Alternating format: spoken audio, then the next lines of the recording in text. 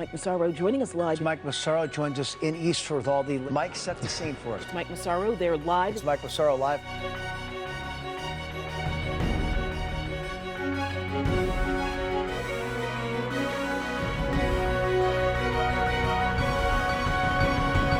Intense rains overnight have had a dramatic effect on parts of Norfolk. See how some roads are completely washed out. Many communities in the state still trying to recover from Thursday's storms, and one of them, as you mentioned, is Branford, especially on the Meadowwood Road area. You can see behind me plenty of debris. You've got broken trees. You've got crews still working. We were told that the crews arrived here about 1:30 in the morning to start making this road passable. Well, Keisha, it's still very active 4 hours after the incident began.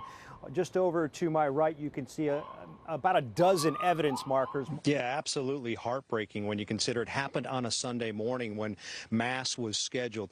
And also because this is such a historic building. It had been here since 1829, almost 200 years. And now, as you can see, this is what's left of it, just ash and some charred beams. And, of course, one symbol of hope that remains here on the property. Investigators still trying to understand what transpired early this morning. They say it happened about 5:30 a.m. and you can see behind me that towing vehicles are on site ready to remove one of the vehicles. One of the vehicles has already been removed. Now, Blue Hills Avenue has been shut down for hours as this investigation has gone on.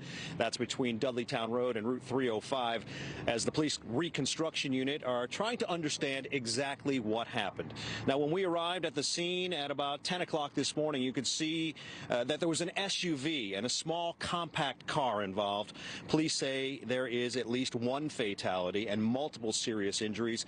We're still waiting for an update on those injuries and if the victims were adults or children. Yes, good morning, Kevin. We're still waiting to learn more about what transpired early this morning between 8 and 9 a.m. We're awaiting a press conference here at the Rocky Hill Police Department. But we are told by Connecticut State Police that they observed a vehicle that was involved in a Norwich police investigation. They found it in Wethersfield, just near the area of Exit 26 on I-91 South. After they located the vehicle, there were no occupants in it. They had fled on foot, and a search began in the area of Goffbrook Lane and Old Main Street in Wethersfield. And what we can tell you is that that car fire happened in this parking lot right here in front of the Target retail store, not too far from the very main entrance, only maybe a few yards or so. Just before 1 a.m., state police say they were requested to assist the Lisbon Fire Marshal investigating a scene where a car had been on fire. There was at least one person inside the vehicle. After hours of investigation that stretched into the daylight hours, the car was finally removed by state police, and the situation was categorized as an untimely death investigation. And now we hear sirens. Perhaps this is the escort of the bus onto campus. We're starting to feel a little bit building of energy. There's a police car that was blocking the road down just beyond the Student Union. It has moved out of the way, and as we see that, a roar of applause. You can see in the distance the team bus rolling onto campus, only about 200 yards away from Gamble Pavilion. Sirens blaring. Fans holding up their phones, trying to capture the moment. A piece of history here in Stores as the 2023 national champion Yukon Huskies have arrived. We're here in the center of town where there is very little significant damage, but that can be deceiving because further south there is damage that has left some people stranded in their homes and could take weeks to repair. Intense rain has resulted in dramatic damage. It's like a train wreck. Culverts and bridges washed out. Yeah, no, that's bad. Those pipes have been in probably since, 1955 when the last flood really came through here. Norfolk's Star Childs was among those surveying the damage in his hometown today. You can see the overwash here, and then it cut around and then undercut the road, and then once everything collapsed, there went the culverts. With persistent rain throughout the afternoon Sunday, brooks turned into rivers, threatening nearby homes. Norfolk issued an emergency declaration. The southernmost part of town, much different than the town's center. It's when you go about 5 miles south of here, where the brooks all converge and there's less water control, is where the damage happened. As the town starts to dry out, navigating roads still remains challenging. with many streets still closed and even some homes still completely shut off from passable roads. There are a couple because they have private driveways and bridges that go over the brooks that were impacted. Hours of unrelenting rain have resulted in this. A normally gentle brook still raging. Some town residents in awe of Mother Nature's force. That was, what was it?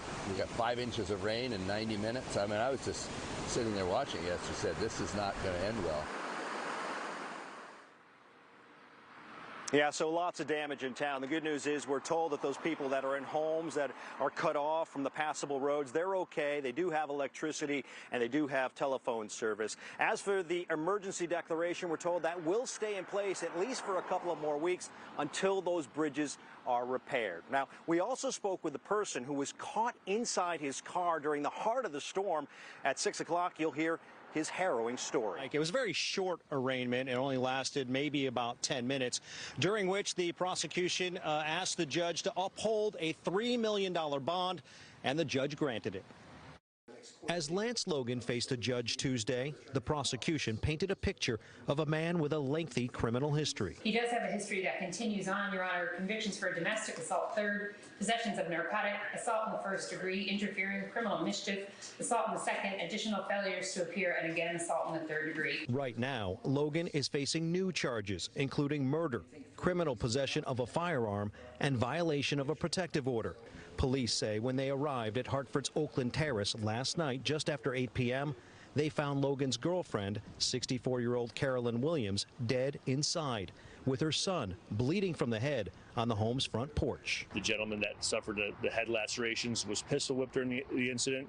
He was transported to the hospital with non-life-threatening injuries. Upon being arrested and processed, Logan's bond was set at $3 million. On Tuesday, his defense asked for a reduction for the lifelong Hartford resident. Does have family, including 3 grown children, Your Honor. Does suffer some medical issues and mental health as well. Before Monday's arrest, Logan already had a protective order filed against him by another woman, and possessing a firearm violated that order. That and his extensive history led the judge to uphold the $3 million bond. The defendant has an extensive prior criminal history, which includes most significantly a number of failure to appear convictions. Now, we looked through the court paperwork today, and included in that was a transcript of the 911 call that Williams made before she was shot. According to that transcript, the dispatcher on the other end of the phone heard the gunshots when they were fired.